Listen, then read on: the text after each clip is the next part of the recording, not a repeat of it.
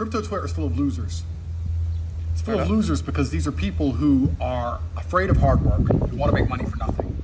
And even if they make money, they have a 0% net positive impact on the world, which is actually quite difficult to achieve. For you to make money in the world, usually you have to help somebody in some way. If I become really rich through making bricks, then at least I provided someone with a house. If I become rich through restaurants, I fed somebody. You have to help people to make money in most realms. If I were to say to you, make as much money as you can while absolutely positively helping no one at all, you'd have to turn to crypto.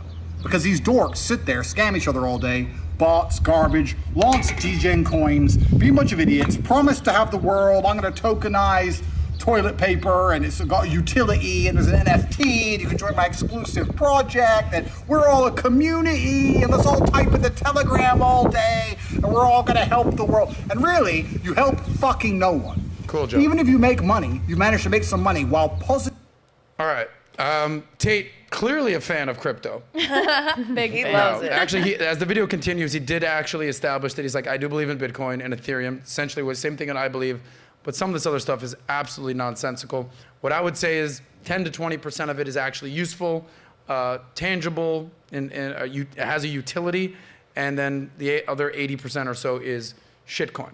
So ladies, not that I'm asking your advice on crypto or Bitcoin, but... Because we're just dumb girls. Like yeah, yeah. You took the words out of my... I like it when you talk down to me. That's not where I'm at. But... You live in Miami. You live in Miami. You live in Miami. You live in Sarasota now.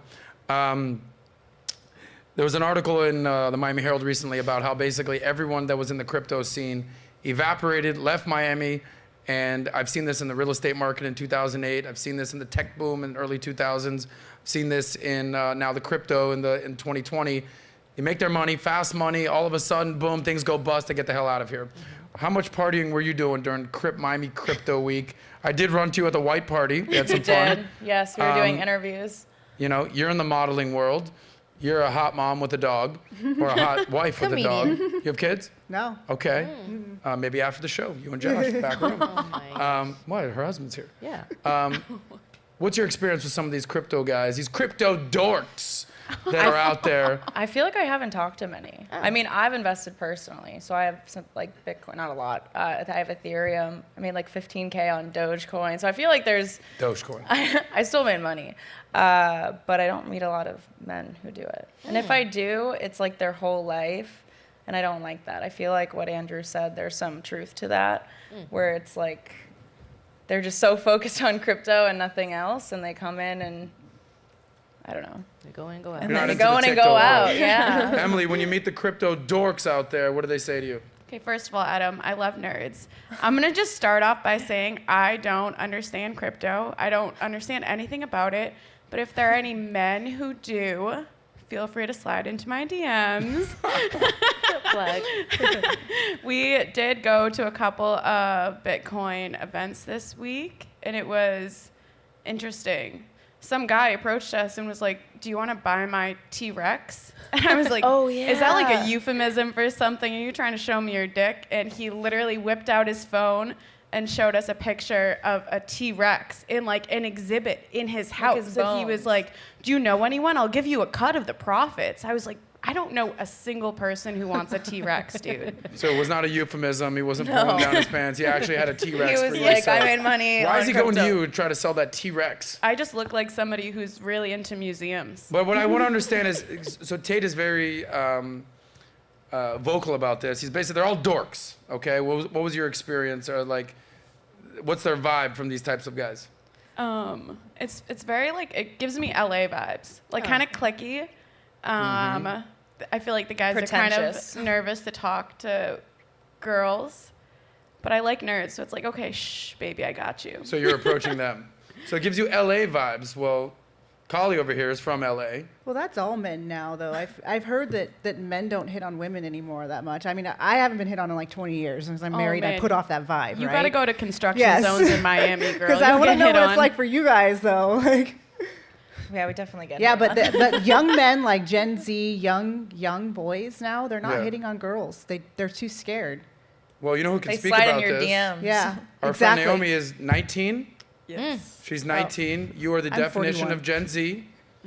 I know that you're very loud, you're very vocal. Yes. Do you think that whether it's crypto nerds or whatever, or just men, or young men in Miami, that they're more feminine, that they're shy, they don't come talk to you? What's your experience?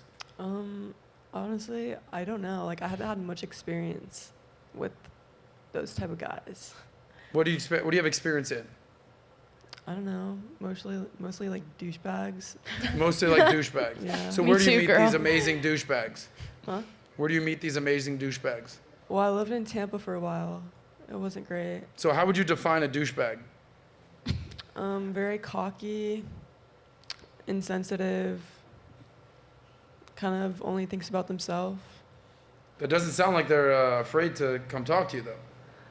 No, but that's just like, oh, Jesus. That's just like, it's like they put on a show. Kind of like crypto. It's a big show. Facade. Next thing you know, Dogecoin doesn't exist. I saw that attendance in Bitcoin went down like 33%, just like F1. Attendance went way down. They were trying to sell tickets at like a huge discount because people just weren't coming out for it. Well, it's called discretionary spending. And we covered this on the podcast a couple weeks ago, whereas I highlighted that who are the best economic indicators as to what's happening in the markets today. And if there's a recession, is it prognosticators? Is it financial advisors? Is it Jim Cramer? Is crypto bros, finance bros? And the answer was strippers, because they're the ones who are on the ground, they're on the streets, they're doing guerrilla marketing out there, and they know if men are coming in and tipping and making it rain, or if they're like, sorry, baby, I don't need a lap dance. This is my last penny out here. Just need a freaking beer. So there is some truth to that, is that people are spending less and going to these events less. And that's essentially the long and the short of it. With the crypto event, did you go out to any crypto events? I did not, unfortunately. Where were you hiding? What was I doing? I was doing something. Oh, it was my mom's birthday.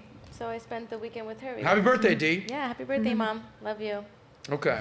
So any input on the crypto story that we got going on here? I think it's something that people who are in that community, they feel like they have a place, so they become really engaged, and the outside world becomes like invisible.